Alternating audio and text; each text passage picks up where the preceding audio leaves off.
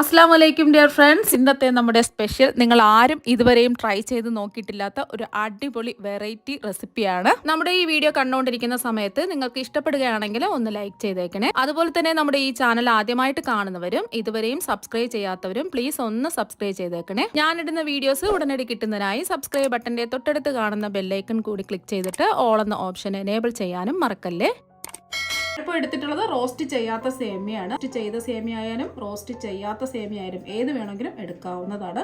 ഞാനിപ്പോൾ 250 ml കപ്പിന് 1 cup roast ചെയ്യാത്ത നീളത്തിലുള്ള സേമിയ ഒന്ന് മുറിച്ചെടുത്തിട്ടുള്ളതാണ്. ഇനി ചൂടായി കിടക്കുന്ന ഒരു പാനിലേക്ക് 1 ടീസ്പൂൺ നെയ്യ് ഇട്ട് കൊടുക്കാം. നെയ്യിന് പകരം എണ്ണ വേണമെങ്കിലും എടുക്കാവുന്നതാണ്.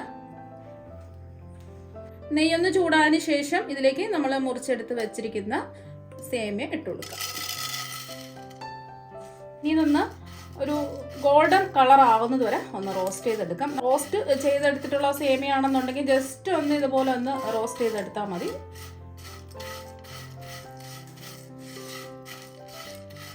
അപ്പോൾ ചെറിയൊരു ഗോൾഡൻ നിറം ആയിട്ടുണ്ട്. നല്ലൊരു ഗോൾഡൻ നിറം ആവണമെന്നുണ്ടെങ്കിൽ കുറച്ചും കൂടെ റോസ്റ്റ് ചെയ്തിട്ട് എടുക്കാം. അപ്പോൾ ഞാനിപ്പോൾ ഈ രീതിയിലാണ് എടുക്കുന്നത്. ചെറിയൊരു ഗോൾഡൻ നിറം ആയിട്ടുണ്ട്. ഇനി നമ്മൾ റോസ്റ്റ് ചെയ്ത സേമിയയിൽ നല്ല തിളച്ച വെള്ളം ഒഴിച്ചു കൊടുക്കാം. ഈ സേമിയ ഒന്ന് വേവിച്ചെടുക്കുന്നതിന് വേണ്ടിയിട്ടാണ്. ഒരു 3 കപ്പ് വെള്ളം ഒഴിച്ചു കൊടുത്തിട്ടുണ്ട്. ഒന്ന് ഇളക്കി കൊടുത്തതിന് ശേഷം ഈ സേമിയക്ക് ആവശ്യമായിട്ടുള്ള ഉപ്പിടാം. ഞാനിപ്പോൾ 1/2 ടീസ്പൂൺ ഉപ്പാണ് ഇട്ട് കൊടുക്കുന്നത്. ഫ്ലെയിമിൻ്റെ മീഡിയം ഫ്ലെയിം വയ്ക്കുക. ഈ സേമിയ എല്ലാം ഒന്ന് വെന്ത് വരട്ടെ. ഒരുപാട് അങ്ങ് വെന്ത് കുഴഞ്ഞു പോവരുത്. നമ്മൾ ഇട്ട് കൊടുത്ത ഉപ്പ് കറക്റ്റാണോന്ന് കുറച്ച് വെള്ളം എടുത്തൊന്ന് രുചിച്ച് നോക്കുക. ഉപ്പ് കുറവാണെന്നുണ്ടെങ്കിൽ കുറച്ചും കൂടെ ഉപ്പ് ചേർത്ത് കൊടുക്കുക. ഇപ്പോൾ ഒരു 4 മിനിറ്റ് കഴിഞ്ഞിട്ടുണ്ട്. സേമിയൊക്കെ വെന്തിട്ടുണ്ട്. കുറച്ചെടുത്ത് നോക്കാം. നമ്മൾ സേമിയ ഇങ്ങനെ പിടിച്ച് നോക്കുന്ന സമയത്ത് മുറിഞ്ഞു വരണം. ഇതാണ് ഇതിൻ്റെ കറക്റ്റ് പരുവം എന്ന് പറയുന്നത്. വെന്തങ്ങ് കുഴഞ്ഞു പോകാൻ പാടില്ല. ഈ ഒരു പരുവാകുമ്പോൾ നമുക്ക് ഫ്ലെയിം ഓഫ് ആക്കാം. ഇനി സേമിയ ഒന്ന് അരിച്ചൊഴിക്കാം.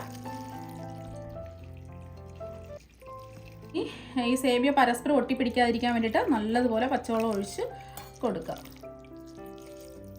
വേണമെന്നുണ്ടെങ്കിൽ ഒരു ബൗളിൽ കുറച്ച് വെള്ളം എടുത്തതിന് ശേഷം ഒന്നുകൂടി ഈ സേമിയ ഇട്ടിട്ട് ഒന്ന് അരിച്ചെടുക്കുക. അപ്പം നല്ലോണം വെള്ളം ഒഴിച്ചെടുത്തിട്ടുണ്ട്. അപ്പോൾ കണ്ടില്ലേ, പരസ്പരം ഒട്ടിപ്പിടിക്കാതെ നല്ല കറക്റ്റായിട്ട് നമുക്ക് കിട്ടും ഇങ്ങനെ വെള്ളം ഒഴിച്ചു കൊടുക്കുന്ന സമയത്ത്. ഇത് ഇവിടെ ഇരിക്കട്ടെ. വീണ്ടും അതേ പാന് ഒന്ന് ചൂടാക്കിയതിന് ശേഷം ഇതിലേക്ക് 1 ടീസ്പൂൺ എണ്ണ ഒഴിച്ചു കൊടുക്കുക. എണ്ണ ഒന്ന് ചൂടാവട്ടെ. എണ്ണ ഒന്ന് ചൂടായതിന് ശേഷം ഇതിലേക്ക് 2 കോഴിമുട്ട പൊട്ടിച്ചത് ഒഴിച്ചു കൊടുക്കുക. ഇനി ഒരു 2 നുള്ള കുരുമുളകിൻ്റെ പൊടി ഇതുപോലെ ഒന്ന് വിതറിയിട്ട് കൊടുക്കുക. 2 നുള്ള മുളക് പൊടിയും കൂടി ഇടാം. ഇനി ഒരു 2 നുള്ള ഉപ്പിട്ട്. ഇനി ഇതൊന്ന് ചിക്കി എടുക്കാം. ഇതുപോലെ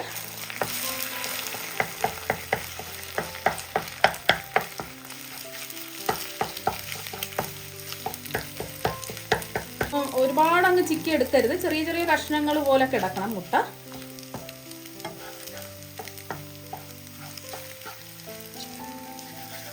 അതുപോലെ തന്നെ മുട്ട ഒരുപാട് വെന്ത് പോകാൻ പാടില്ല. ഈ ഒരു രീതി ആകുമ്പോൾ നമുക്ക് ഫ്ലെയിം ഓഫ് ആക്കാം. ഇത്രയും മതി.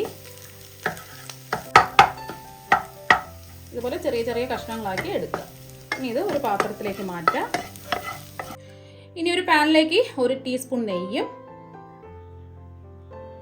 1 ടേബിൾ സ്പൂൺ വെളിച്ചെണ്ണയും കൂടി ഒഴിച്ചു കൊടുക്കാം. വെളിച്ചെണ്ണ ഇല്ലാന്നുണ്ടെങ്കിൽ ഏതെണ്ണ എടുത്താലും മതി.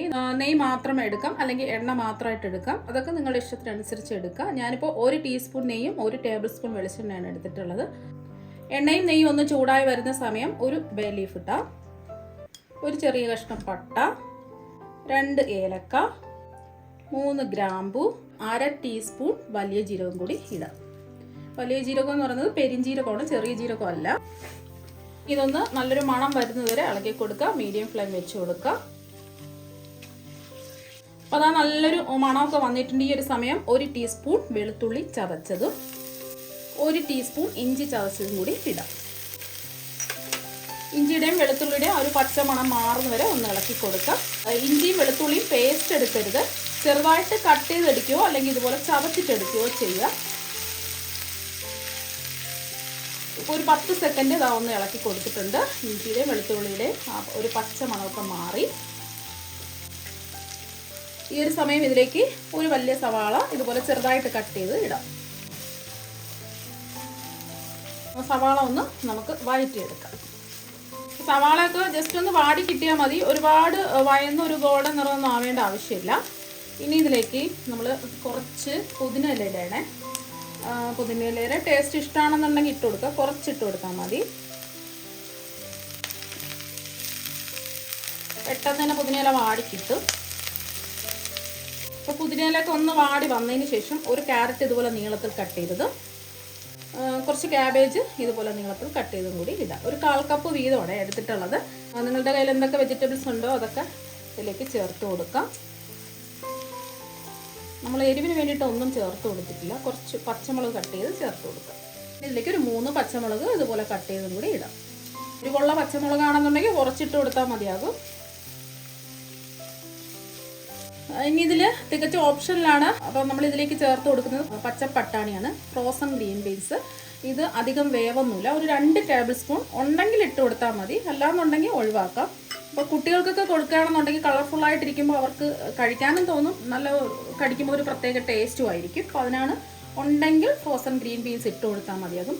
അപ്പോൾ ഗ്രീൻ ബീൻസ് വേണമെന്ന് നിർബന്ധമുള്ളവർക്ക് ഫ്രോസൺ ഗ്രീൻ ബീൻസ് ഇല്ലയെന്നുണ്ടെങ്കിൽ നമ്മുടെ സാധാരണ ഗ്രീൻ ബീൻസ് ഉണ്ടല്ലോ, അത് കുതിർത്ത് വേവിച്ചിട്ട് ഇതിലേക്ക് ഇട്ട് കൊടുത്താലും മതി. ഇനി ഇതിലേക്ക് ആവശ്യത്തിനുള്ള ഉപ്പിടാം. നമ്മൾ സേമിയ വേവിച്ച സമയത്ത് ഉപ്പിട്ടിട്ടുണ്ടായിരുന്നു. ഒരു 1/2 ടീസ്പൂൺ ഉപ്പാണ്. വെജിറ്റബിൾസിന് ആവശ്യമായിട്ടുള്ള ഉപ്പ് മാത്രം ഇട്ട് കൊടുത്താൽ മതി. നമ്മളെല്ലാം കനം കുറച്ച് അരിഞ്ഞെടുത്തത് കൊണ്ട് പെട്ടെന്ന് തന്നെ വെന്ത് കിട്ടും. ഇനി ഫ്ലെയിം കുറച്ച് വെച്ചിട്ട് ഇതൊന്ന് മൂടി വെച്ച് ഒന്ന് വേവിച്ചെടുക്കുക. ഇടയ്ക്ക് ഒന്ന് ഇളക്കി കൊടുക്കുക, പെട്ടെന്ന് തന്നെ വെന്ത് കിട്ടും. ഇപ്പം നമ്മൾ മൂടി വെച്ച് വേവിക്കാൻ തുടങ്ങിയിട്ട് ഒരു 2 മിനിറ്റായി. ഒരു 1/4 ഭാഗത്തോളം വെജിറ്റബിൾസ് ഒക്കെ വെന്തിട്ടുണ്ട്. ഇനി ഇതിലേക്ക് നമ്മൾ ഒരു തക്കാളി അതിൻ്റെ പൾപ്പും കുരുവെല്ലാം എടുത്ത് മാറ്റിയിട്ട് കട്ട് ചെയ്തെടുത്തതാണ്. ഇതും കൂടെ ഇട്ട് 1 മിനിറ്റും കൂടി ഒന്ന് വേവിച്ചെടുക്കുക. മൂടി വെച്ച് കൊടുക്കുക. അപ്പോൾ നമ്മൾ തക്കാളിയും കൂടെ ചേർത്ത് 1 മിനിറ്റ് വേവിച്ചെടുത്തിട്ടുണ്ട്. അത്യാവശ്യം വെജിറ്റബിൾസ് ഒക്കെ വെന്തിട്ടുണ്ട്. അഥവാ നിങ്ങൾ നോക്കിയിട്ട് വെന്തിട്ടില്ല എന്നുണ്ടെങ്കിൽ കുറച്ചും കൂടെ വേവിച്ചിട്ടെടുക്കുക. ഇതിലൊട്ടും തന്നെ വെള്ളം ഒഴിക്കേണ്ട ആവശ്യമില്ല. അപ്പോൾ അതുകൊണ്ടാണ് നമ്മൾ ആദ്യമേ നെയ്യും എണ്ണയും കൂടെ എടുത്തിട്ടുള്ളത്. ഇതിൽ ആവശ്യത്തിന് ഉപ്പുണ്ടോ ഒന്ന് ചെക്ക് ചെയ്ത് നോക്കാം. ആവശ്യമെങ്കിൽ ഉപ്പ് ചേർത്ത് കൊടുക്കുക. ഇനി നമ്മൾ ഇതിലേക്ക് ഊറ്റി മാറ്റി വെച്ചിരിക്കുന്ന സേമിയ ഇട്ട് കൊടുക്കുക. കണ്ടില്ലേ, ഒന്നൊന്നായിട്ട് ഒട്ടിപ്പിടിക്കാതെ നല്ലോണം കിട്ടിയിട്ടുണ്ട്.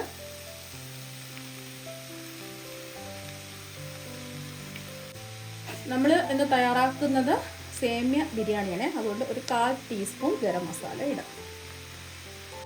നമുക്ക് വേണമെന്നുണ്ടെങ്കിൽ കുറച്ച് മല്ലിയിലയും കൂടി ഇടാം. ഇപ്പോൾ കുരുമുളക് പൊടി വേണമെന്നുണ്ടെങ്കിൽ ഇട്ട് കൊടുക്കാം. അപ്പോൾ ഞാനിപ്പോൾ പച്ചമുളക് മാത്രമേ ചേർത്ത് കൊടുക്കുന്നുള്ളൂ. ഇതെല്ലാം ഒന്ന് മിക്സ് ചെയ്യാം. ഇതുപോലെ 2 സ്പൂൺ വെച്ചിട്ട് മിക്സ് ചെയ്തെടുക്കുക. ഈ ബേ ലീഫ് അങ്ങ് എടുത്ത് മാറ്റും.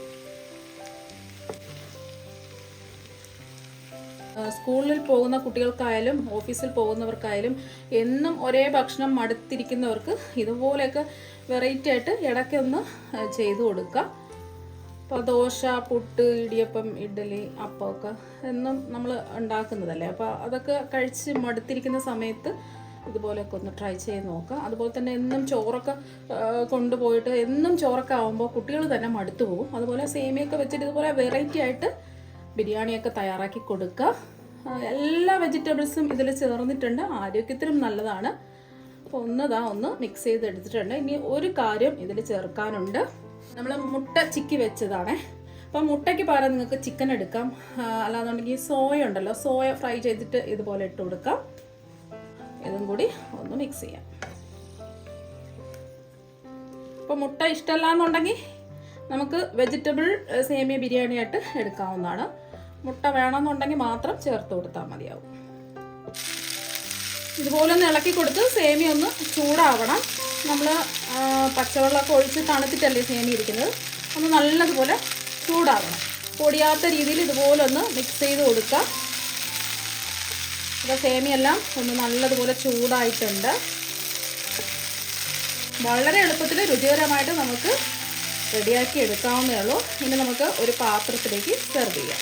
വളരെ എളുപ്പത്തിൽ നമ്മുടെ വീട്ടിലുള്ള ചേരുവകൾ വെച്ചിട്ട് റെഡിയാക്കി എടുക്കാൻ പറ്റുന്ന എഗ് സേമിയ ബിരിയാണി ഇവിടെ റെഡി ആയിട്ടുണ്ട്. കുട്ടികൾക്കും മുതിർന്നവർക്കും എല്ലാവർക്കും ഒരുപാട് ഇഷ്ടമാകും.